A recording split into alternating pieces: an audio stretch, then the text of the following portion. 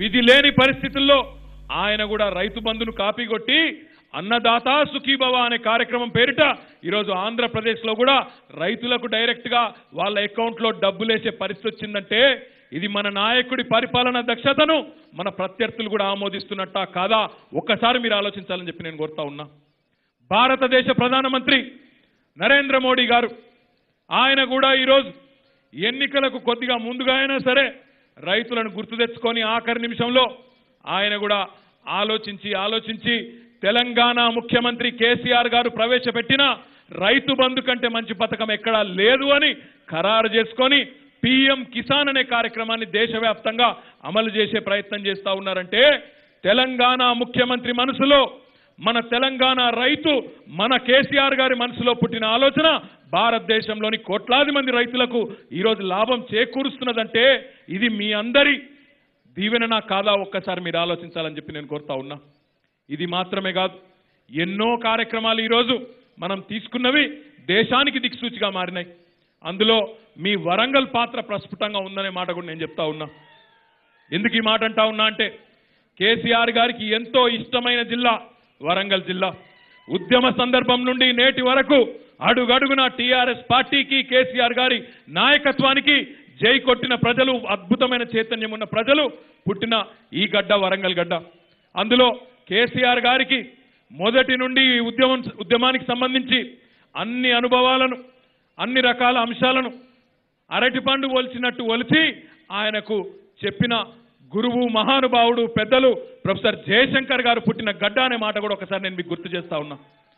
ఎప్పుడు జయశంకర్ సార్ ఎప్పుడు ఒకటే అనేది, వారితో 2006 నుంచి తోని విలువైన 100 గంటలు గడిపే అవకాశం, అదృష్టం నాకు కూడా లభించింది. ఢిల్లీలో చాలా సందర్భాల్లో గంటలు కూర్చొని మాట్లాడుకునే సందర్భం. ఎందుకంటే వారు ఒక మొబైల్ ఎన్సైక్లోపీడియా, ఏం కావాలన్నా ఒక అరక్షణంలో చెప్పేది. సార్ ఇది ఇట్లెందుకుండే, 1956లో ఇట్లెందుకుండే, 62లో ఇట్లెందుకుండే, 69 అట్లెందుకుండే అంటే అర నిమిషంలో అరటి పండు ఒలిచినట్టు చెప్పి సార్ ఎప్పుడు చెప్పేది. జయశంకర్ గారు చెప్పిన మాట, 2 మాటలు నాకు బాగా గుర్తున్నాయి. ఒకటి, జయశంకర్ గారు పదే చెప్పేది, తెలంగాణ ప్రజలకు, తెలంగాణ రాష్ట్రానికి, తెలంగాణ మొత్తానికి, రాష్ట్రంలోని ప్రజానికం మొత్తానికి ఏనాటికైనా స్వీయ రాజకీయ అస్తిత్వమే శ్రీరామ రక్ష. కాంగ్రెస్ అయినా, బీజేపీ అయినా, ఇంకే పార్టీ అయినా ఇవి ఏనాటికైనా పరాయి పార్టీలు మాత్రమే. మన రాష్ట్రానికి, మన రాష్ట్ర ప్రయోజనాల విషయంలో రాజీ లేని పోరాటం చేసే రాజకీయ నాయకత్వం, రాజీ లేని పోరాటం చేసే, అవసరమైతే పేగులు దిగేదాకా కొట్లాడే సత్తా ఉండే నాయకుడు కేసీఆర్ రూపంలో మనకున్నాడనే మాట జయశంకర్ సార్ 100 సార్లు బహిరంగ వేదికల మీదే చెప్పిన మాట కూడా నేను మీకు గుర్తు చేస్తా ఉన్నా. అదే రకంగా జయశంకర్ గారు ఎప్పుడూ ఒక మాట చెప్పేది, తెలంగాణ ఉద్యమ సందర్భంగా కూడా టీఆర్ఎస్ పార్టీ 2004లో 5 ఎంపీలను గెలిచినా, 2009లో 2 ఎంపీలను గెలిచినా జయశంకర్ గారు ఒకటే అనేది, ఏనాటికైనా ఢిల్లీలోని రాజకీయ వ్యవస్థను తెలంగాణ ప్రజలు శాసించి సాధించుకోవాలి తప్ప యాచించి సాధించుకోవద్దు, అడుక్కునే పరిస్థితి రావద్దు, ఢిల్లీ మెడలు వంచి తెలంగాణ తెచ్చుకోవాలనే మాట వారు ఎల్లవేళలా చెప్పేది.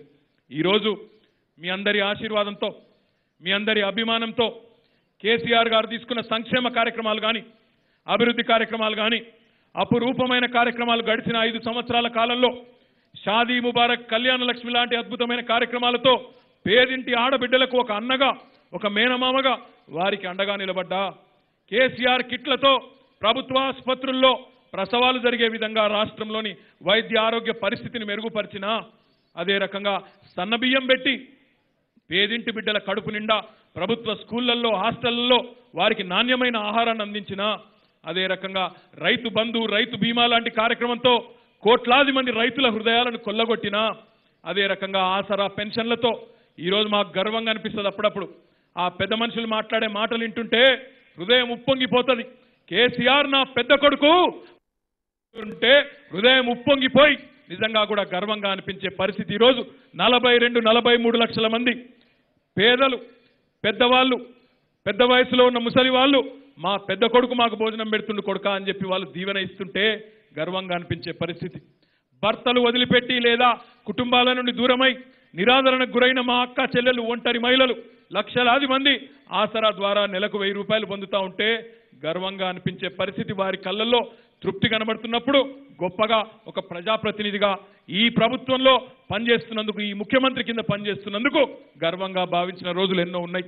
చెప్పుకుంటూ పోతే 1, 2 కాదు, సంక్షేమ కార్యక్రమాలకి, సంక్షేమ రంగానికి కేసీఆర్ గారి పాలన ఒక స్వర్ణయుగం అని చెప్పక తప్పదు.